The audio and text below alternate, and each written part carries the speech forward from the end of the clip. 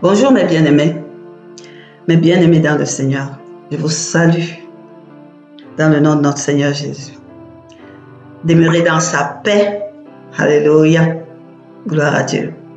Dans la série Prières d'intercession pour les nations que nous avons commencé il y a un moment, et dans le cadre de la préparation de l'événement RFFA 2024 qui se tiendra au mois de décembre, mes bien-aimés, nous avons commencé à nous former et à être vraiment imprégnés et enseignés en ce qui concerne la nation. Comment prier afin de pouvoir être véritablement bien positionnés pour prier efficacement. Nous nous laissons conduire par le Saint-Esprit qui nous amène depuis que nous avons reçu cette instruction, alléluia, et qui nous prépare vraiment à nous positionner.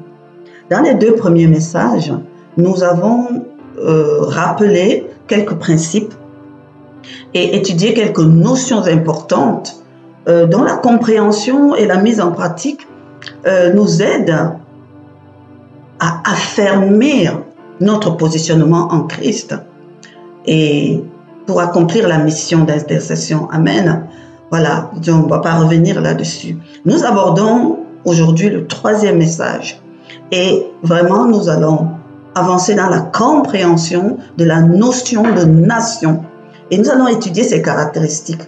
L'étude de cette notion va nous permettre d'être éclairés par le Saint-Esprit encore et d'avoir une bonne visibilité et un meilleur discernement sur le sujet de nos prières. Alléluia, sur qui est la nation.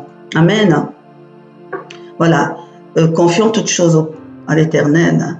Éternel Dieu de gloire, Papa, merci. Merci pour cette opportunité que tu nous donnes encore d'être utile, Papa Seigneur Dieu Père, tout ça, à l'avènement de ton royaume. Merci pour notre Seigneur Jésus, alléluia, qui nous a confié cette tâche, Papa. Et nous nous sentons vraiment privilégiés de pouvoir être associés, Papa Seigneur, à l'accomplissement, Papa Seigneur Dieu Père, tout ça, de tes desseins. Par la puissance de ton esprit, alléluia, Saint-Esprit de Dieu, notre paraclet, nous nous soumettons entièrement à toi. Prends le contrôle de tout et établis toutes choses, alléluia. Parle par ma bouche et conduis-nous dans cette vérité, donne-nous la clarté, éclaire-nous encore par ce message et équipe-nous davantage, amen. Nous te confions toutes choses, que rien ne vienne de nous-mêmes, que rien ne vienne de moi, mais que toi-même tu te saisisses et que tu te remplisses de ce message, dans le nom puissant de Jésus, afin que nous entrons dans l'agréabilité du Père. Maintiens-nous alignés à son trône, alléluia, au nom puissant de Jésus. Merci.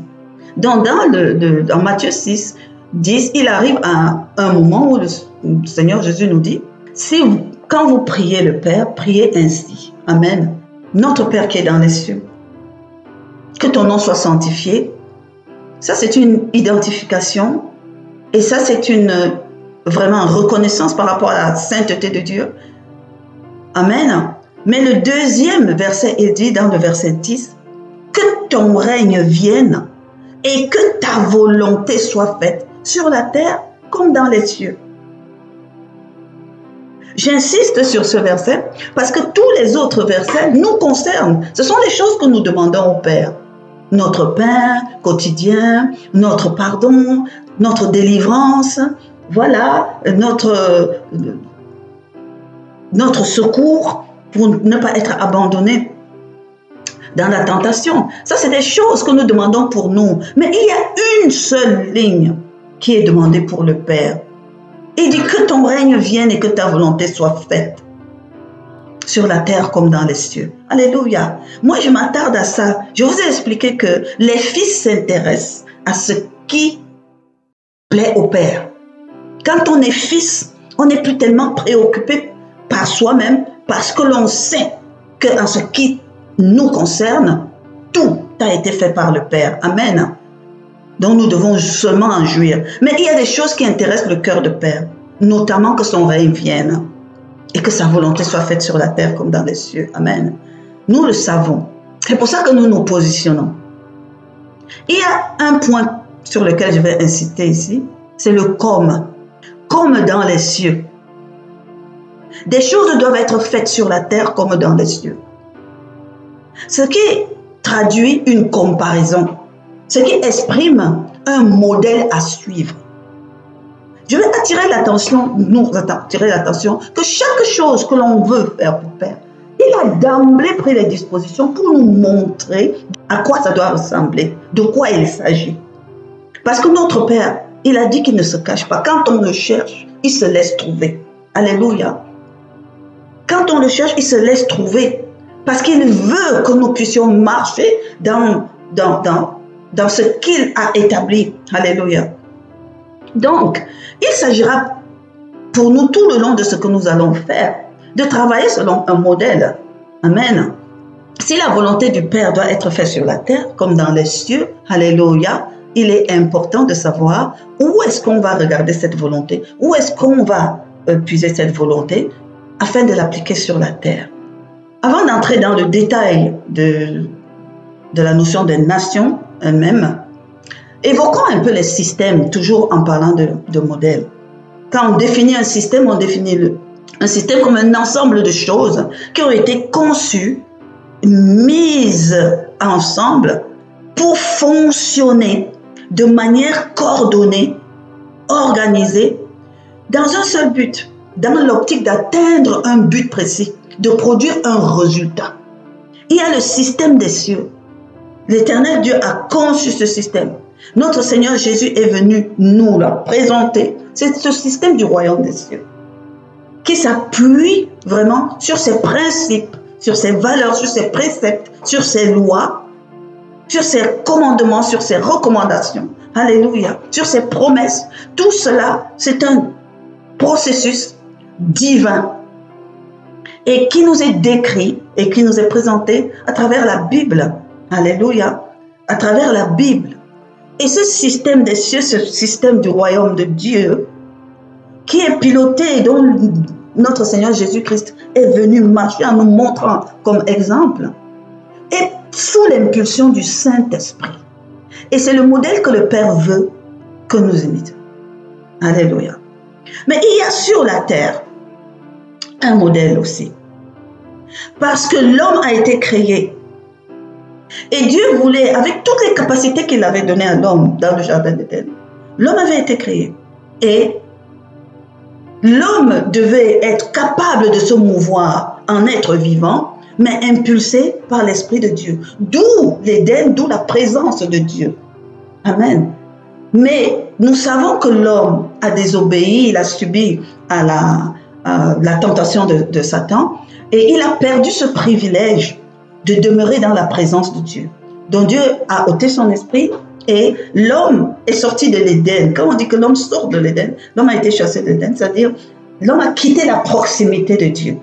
Et désormais, l'homme a bâti le monde avec ses propres capacités, avec l'intelligence, parce que Dieu a doté l'homme d'énormes capacités, une intelligence, une capacité de raisonnement, de décider par lui-même son libre arbitre, de façonner des choses, etc., etc. Amen. Donc l'homme est capable, cette masse animée de vie est capable de faire beaucoup de choses. Mais le problème en réalité, c'est qu'au départ, c'était prévu que cette masse capable de faire beaucoup de choses sur la terre physiquement devait être impulsée par l'Esprit de Dieu. Mais comme il n'a plus l'Esprit de Dieu, il se meut tout seul et il s'impulse par sa propre intelligence, par ses propres pensées. Amen. Et l'homme a façonné le monde avec cette intelligence. Et on appelle ça l'esprit, avec son esprit, qu'on appelle l'esprit humain. C'est l'esprit humain qui est rattaché à la capacité, aux capacités intrinsèques de l'être humain. D'accord. Mais le problème, et ça constitue ce qu'on appelle le système humain, le problème de fond, c'est que l'homme est faible. L'homme sans l'Esprit de Dieu est faible. Et si l'homme est faible, il est sujet à l'influence de toute autre forme d'esprit. Et nous savons que à cause de l'homme, dans les cieux, il y a eu une rébellion, il y a eu une dissidence. Il y a certains anges, notamment Lucifer, qui était l'un des plus grands archanges dans les cieux et qui avait les plus grandes responsabilités dans les cieux. et qui était vraiment devenu un but de sa personne, tellement il avait été non seulement rempli de capacités, mais aussi d'autorité, il s'est rebellé par rapport au fait que Dieu voulait créer une nouvelle créature qui allait avoir des aptitudes qui dépassent les siennes en ce qui concerne toutes les capacités que Dieu avait mises et surtout son libre arbitre. Alléluia. Il s'est révélé et la parole nous dit qu'avec les tiers des anges, ils sont rentrés dans la rébellion, mais ils ont été chassés des cieux.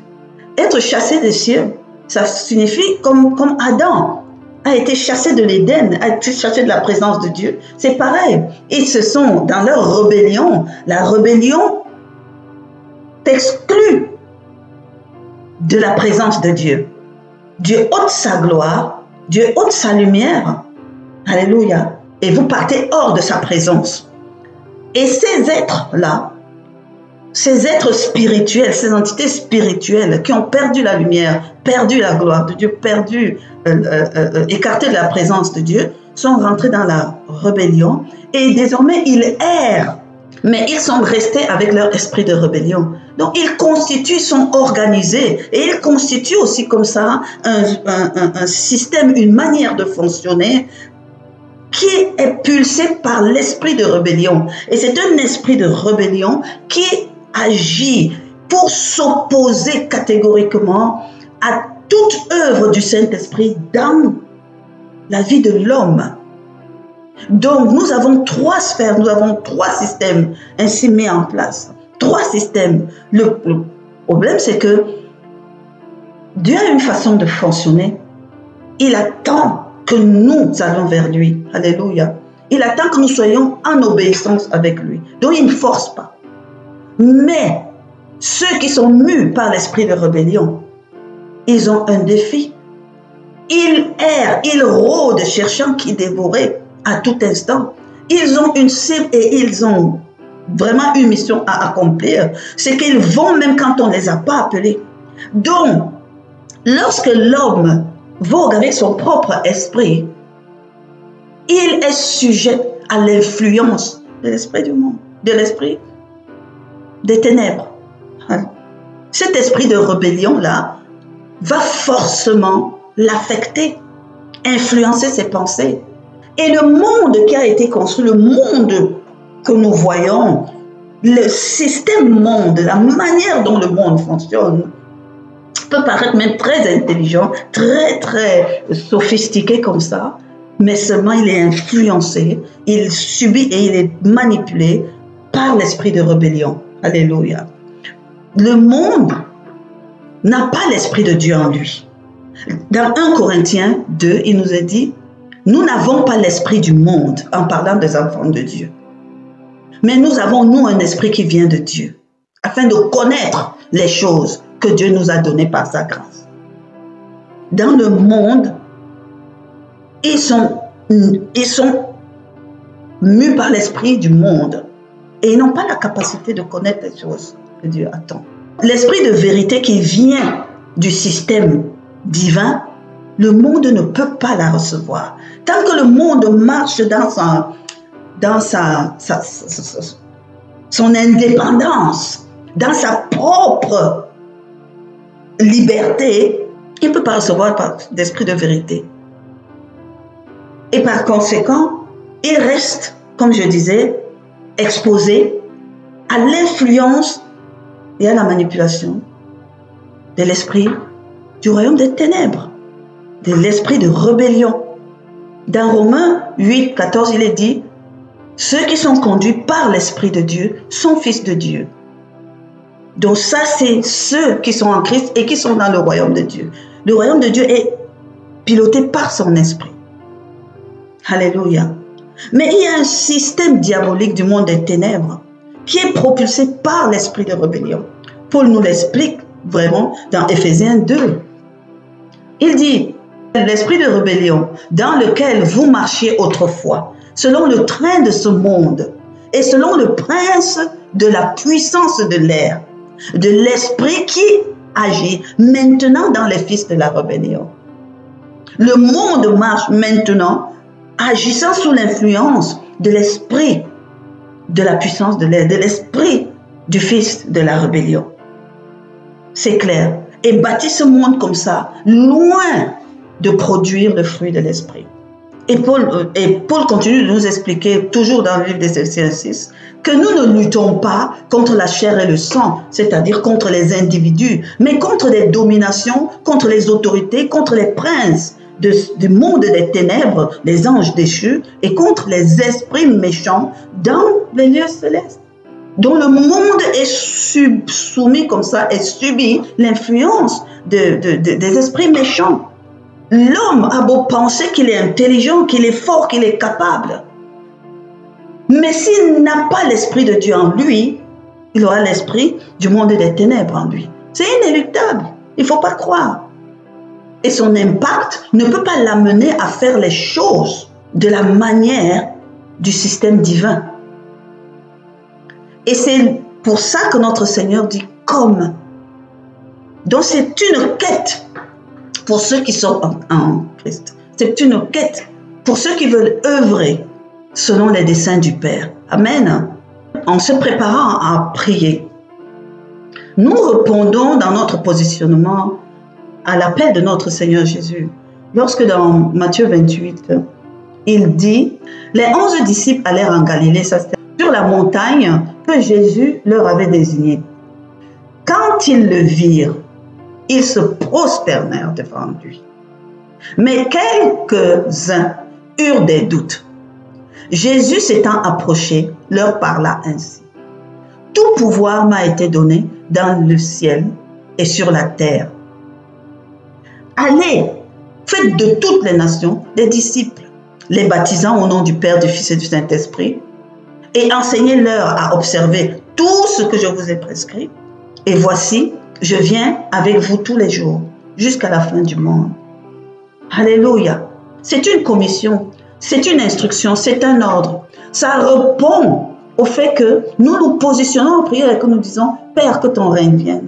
Ça répond au fait que nous disons que ta volonté se fasse sur la terre comme dans les cieux. Alléluia. Donc il s'agit d'aller vers les nations. Il s'agit d'aller et convertir le système des nations, le système monde en système divin. Alléluia. Partout où nous nous positionnons, notre influence et notre quête doit être de parvenir à ce niveau-là. Amen. Ici, il s'agit de comprendre la notion de nation. Où est-ce que le Seigneur nous envoie? Si nous ne comprenons pas de manière physique, de manière spirituelle, cette notion de manière profonde, comment allons-nous pouvoir mettre en pratique certaines choses? Nous ne saurons pas quelle cible atteindre, ou nous ne saurons pas de quelle manière atteindre. Il est important, et je le recevais du Saint-Esprit, que nous approfondissions la compréhension de la notion des nations. Amen. La notion des nations, c'est vraiment un travail qui est riche et intéressant, parce que ça augmente notre vision, ça augmente notre capacité de voir physiquement, mais de voir spirituellement. Alléluia. Afin de nous mouvoir nous-mêmes, pulsés par l'Esprit de Dieu. Alléluia. Voilà. Donc, ici, nous allons traiter. Qu'est-ce qu'une nation? Amen. Qu'est-ce qu'une nation? Le dictionnaire dit, nation, c'est un groupe d'humains qui se caractérise par la conscience de son unité et la volonté de vivre en commun. Ce que je comprends au travers de ça, c'est que ceux qui se mettent ensemble, c'est un groupe de personnes qui se mettent ensemble, qui constituent une nation. Amen. Ce que le terme nation veut dire. Ces individus qui se mettent ensemble sont conscients de ce qui les unit. Conscience de son unité, de ce qui les unit. Et ils ont ensemble la volonté de vivre des choses communes. Ça, c'est une nation. Alléluia. Mais moi, je prends la parole de Dieu. Parce que c'est cette parole de Dieu que j'ai besoin de comprendre. Je prends la parole de Dieu et je reprends le verset.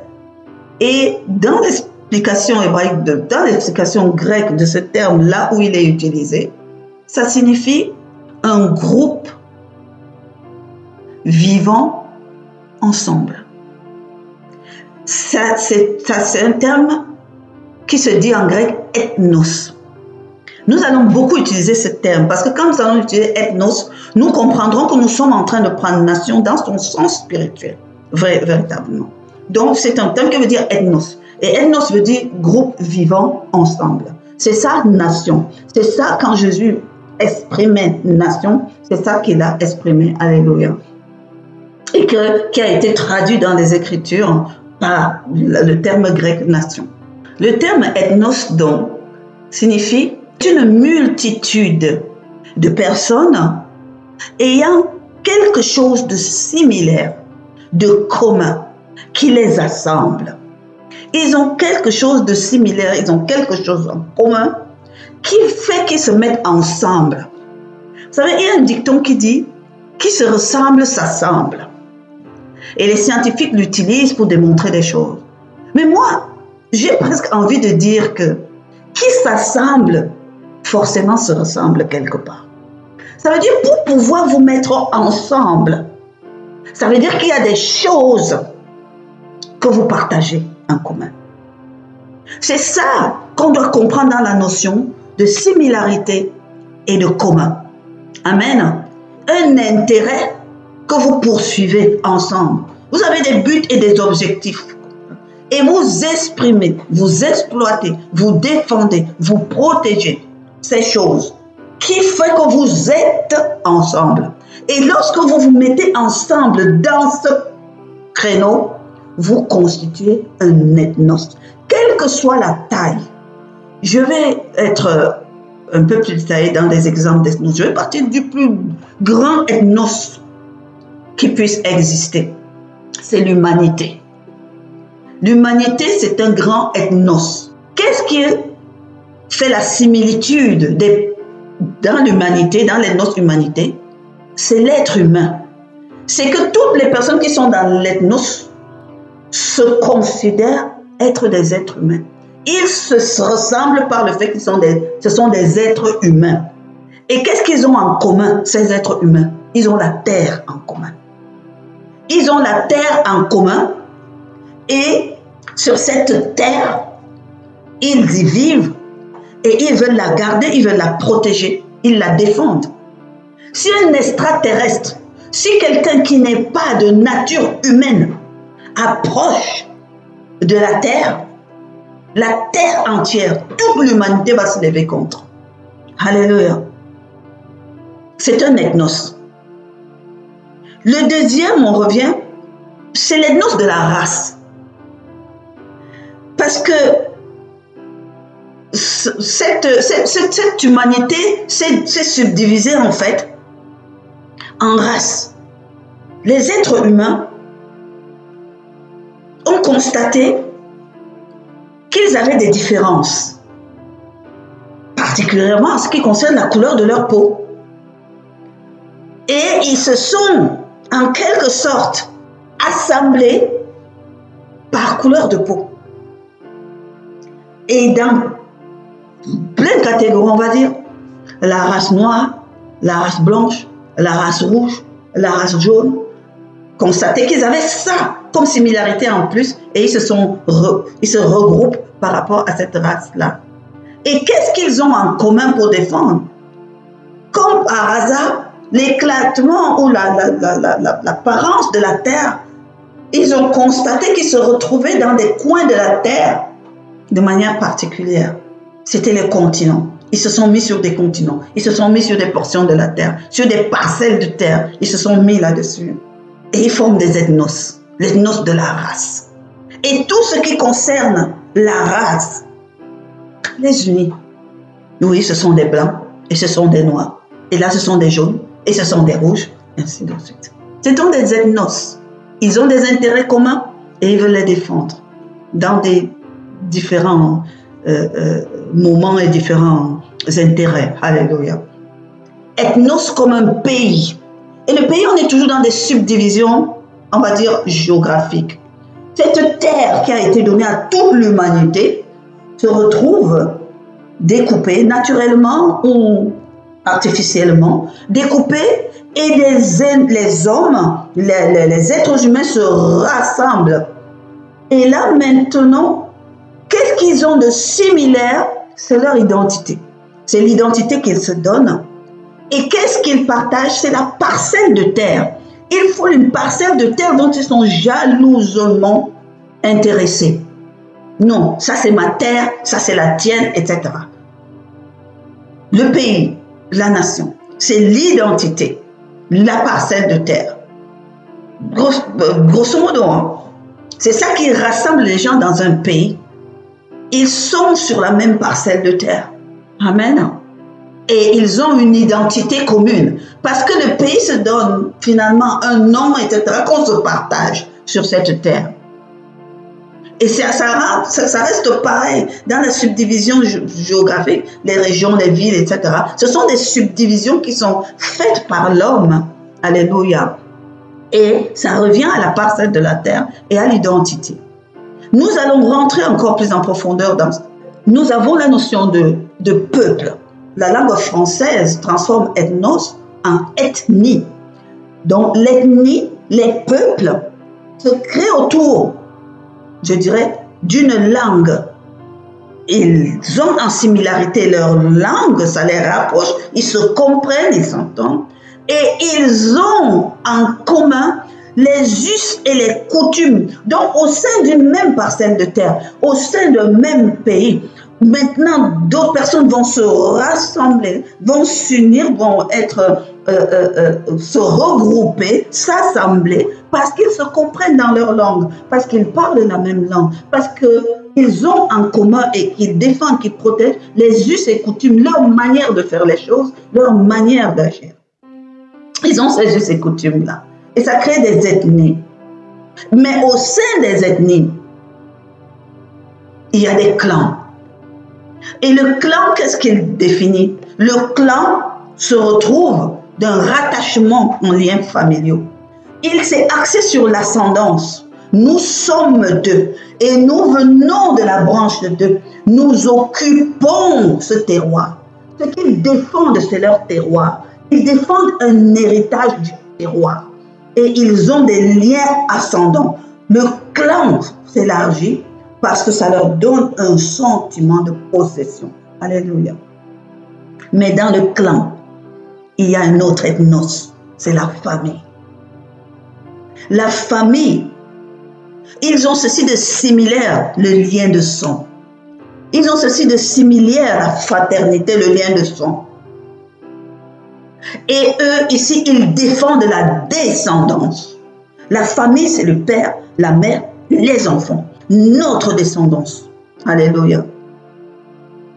Et ce qu'ils défendent, ce qu'ils ont en commun et qu'ils défendent, c'est l'héritage de la lignée. Ce que nos pères ont produit, c'est à nous. Ce n'est pas pour quelqu'un d'autre. Nous allons le défendre. Alléluia. Et ça c'est la subdivision par rapport à l'humanité. Mais ça crée des ethnos dans les ethnos, des ethnos dans les ethnos. Amen. Et finalement, ce que nous, vulgairement, on appelle nation et on ramène ça au pays, ce n'est qu'une parcelle de ce que l'on peut avoir comme ethnos dans le monde, dans l'existence, sur la terre. Amen. Mais ça se divise comme ça. Ça, c'est lorsque le sol est l'objet commun. Parce que vous avez vu depuis tout à l'heure, ce qui est leur intérêt commun, c'est le sol. Amen. C'est le sol. Donc, l'occupation de cette terre, l'occupation du sol. Mais, dans la société, dans l'humanité encore se définit, les ethnos se définissent aussi comme des corporations. Comme des corporations. Et le point commun qui peut rassembler des gens dans des corporations différentes n'est plus rattaché à la terre, mais rattaché à un domaine d'activité. C'est toujours un territoire, un domaine d'activité. C'est rattaché à leurs œuvres dans la société. Les corporations, ils ont un domaine d'activité en commun. Et ils défendent dans ce domaine d'activité, ils défendent leur productivité. Ils ont des intérêts dans les ressources qui viennent et ils la défendent. Et ça peut aller du plus gros au plus petit, peu importe. au sein, au milieu des hommes. Et ça rassemble les uns ensemble. Commençons par les corporations professionnelles. Moi, je suis pharmacien, je vais commencer par la corporation de pharmaciens. Et cette corporation va même au-delà d'autres ethnos. Ça imbrigue même les ethnos entre eux. Cette corporation, pharmaciens, ils ont leur corporation. Ils sont diplômés, ils font un certain type d'études. Donc, ils établissent des règles, ils établissent des plans pour la productivité au sein de leur profession. Et ils la défendent contre tous ceux qui veulent toucher à leur, j'allais dire, pas leur monopole, mais leurs intérêts dans leur domaine d'activité. Alléluia. C'est important. C'est valable pour les médecins, les avocats, les magistrats, les enseignants, tous ceux qui se mettent en corporation, les banquiers, les commerçants. Et même au sein des commerçants, ça se subdivise. Les agriculteurs et autres. On va te dire non, on va se mettre en coopérative. Mais en réalité, coopérative des cultivateurs de ceci, des coopératives des cultivateurs de ça, ce sont des ethnos. Alléluia. On va vous mettre, on va dire, les artistes, les chanteurs, les acteurs, les ceci. Ils créent des systèmes, ils conçoivent leurs systèmes, les règles de fonctionnement, et ils défendent les intérêts de leur productivité, les intérêts de la ressource qui en sortent. Donc, dans une société, là où il y a beaucoup de gens, il n'y a pas qu'une seule nation. Il y a de multitudes de nations qui se créent. Ce sont des ethnos. Il se crée plein d'ethnos et dans des catégories différentes. Et toutes ces ethnos, quand on touche le domaine de la pensée ou le domaine des croyances, on se retrouve dans des catégories d'ethnos. On se retrouve, on va citer les plus courants, tous ces courants philosophiques de pensée, des francs-maçons, les rose-croix et tout ce que nous pouvons entendre. Mais même rien que les associations de quartier, les associations de femmes célibataires, de tel quartier, ce sont des ethnos. Tant que quelque chose, vous trouvez qu'il y a une similarité entre vous, vous vous mettez ensemble et vous forgez des intérêts communs que vous défendez. Vous érigez un système. Vous érigez un système, un ensemble de règles, un ensemble de lois, etc., qui permet que cet ethnos soit fonctionnel. Les magistrats, les politiques, les députés, les sénateurs, toutes ces corporations, les scientifiques, les penseurs, les philosophes, tous ceux qui se mettent ensemble parce que quelque chose les rassemble et qu'ils ont un intérêt commun pour lequel ils se déploient, c'est un ethnos. Amen. C'est important de comprendre ça comme ça. Parce que quand il s'agira de comprendre les caractéristiques de cette nation, vous comprendrez pourquoi lorsqu'on se positionne pour pouvoir prier pour une nation, il faut comprendre ce pourquoi on va prier. Et surtout avoir le regard de voir ce qui se cache derrière telle ou telle chose. Alléluia. La première chose qu'il faut comprendre ici, c'est que chaque ethnos possède un système de fonctionnement. Il a un système de fonctionnement qui le caractérise. Souvenez-vous dans le message 1, dans la première partie de ce message, souvenez-vous, je vous disais que il s'agit d'une bataille de système. Il s'agit pour le Père de modifier le système monde et d'instaurer le système céleste, le système divin. Que la volonté de Dieu se fasse sur la terre comme dans les cieux. Ça veut dire que le système qui fonctionne sur la terre soit modifié en système divin. Donc chaque ethnos de toutes les catégories ont un système de fonctionnement. Et je définis le système de fonctionnement comme l'ensemble des dispositions qui sont prises par ceux qui sont dans l'ethnos. C'est leur manière de faire les choses. C'est leur manière de poser des actes. Toutes les ressources en homme, en être humain, ils doivent répondre à certains critères, ils doivent répondre à certains... Ils adhèrent au système et ils œuvrent au système dans les principes, dans les valeurs et les moyens comme ressources qui leur permettent de mettre en œuvre la mécanique, la fonctionnalité de leur ethnos. Tout ça, c'est le système. Et dans le monde, le système monde n'est que le brassage de tous ces petits systèmes, de tous ces systèmes intégrés. Le système monde, c'est ce brassage-là. Alléluia. Le royaume de Dieu, c'est aussi un ethnos. Cet ethnos, c'est l'ethnos de l'ensemble des enfants de Dieu. Amen. Ils ont quelque chose en similitude. Ils ont quelque chose qui les amène à être ensemble. C'est ils ont cru en Jésus-Christ. Ils ont confessé que Jésus-Christ est le Fils de Dieu, mort à la croix pour leur salut, et qu'il est ressuscité pour leur donner la vie. Ils croient en ça. Et de ce fait, ils sont devenus une nouvelle création. Ils sont devenus une nouvelle création, donc ils sont désormais entrés dans le royaume de Dieu que notre Seigneur Jésus-Christ est venu établir dans ce contexte. Ils ont quelque chose en commun qu'ils veulent préserver jalousement. C'est l'héritage. L'héritage qui leur est promis dans le royaume de Dieu. Le salut et toutes les promesses.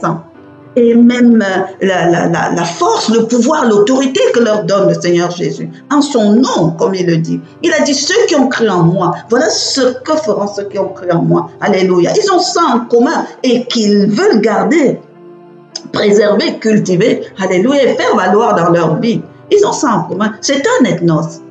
Donc, quand ils nous demandent de faire des ethnos, les disciples de Jésus, c'est qu'il nous donne pour mission de pouvoir, dans le monde où nous sommes, sans y être, parce que nous sommes du royaume, mais nous nous mouvons dans le monde. Ils disent, l'ethnos qui est le vôtre, le système qui est le vôtre, doit influencer les autres ethnos qui sont dans le monde, afin que l'ethnos divin devienne le système du monde. Afin que ceux qui sont dans le monde aient accès au royaume, à l'ethnos, au royaume de Dieu. Amen. Accès à l'ethnos, royaume de Dieu. Qu'ils soient, voilà, qu'ils prennent ce que vous avez et qu'ils désormais, ils aient quelque chose en commun avec ceux du royaume. En réalité, ce n'est pas le fait de créer un ethnos, ce n'est pas le fait d'avoir une corporation, ce n'est pas le fait de créer des groupes et de s'assembler avec des gens qui est un problème. Le problème qui se pose, la préoccupation de notre Seigneur Jésus, c'est que si ces ethnos fonctionnent sur un système qui n'est pas comme le système des cieux, Père ne régnera pas dans ton ethnos.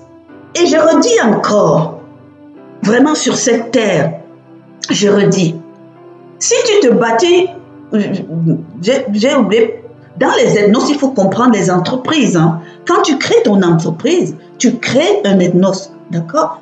J'ai parlé des domaines d'activité. Quand tu crées ton entreprise, tu crées un ethnos.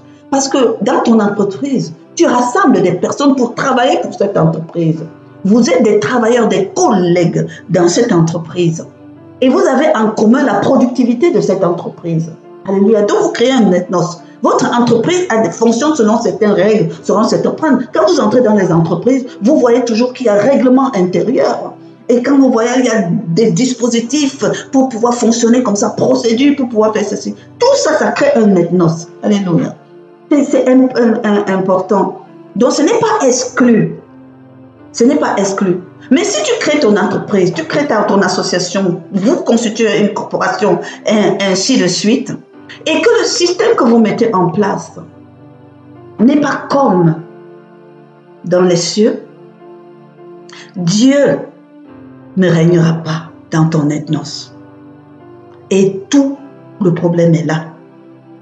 Parce qu'il faut que Dieu vienne régner et que sa volonté se fasse sur la terre comme dans les cieux. Pour que Dieu règne dans ton ethnos. Sa volonté doit se faire dans ton esprit comme dans les cieux. Donc le système par lequel tu fonctionnes doit être à l'image du système des cieux. Si ce changement n'est pas fait, Dieu ne régnera pas dans ton entreprise. Dieu ne régnera pas dans ta corporation. Dieu ne régnera pas dans ton groupe de ceci ou ton groupe de cela. Dieu ne régnera pas dans votre pays. Dieu ne régnera pas sur votre continent. Ainsi de suite. Donc voilà l'enjeu.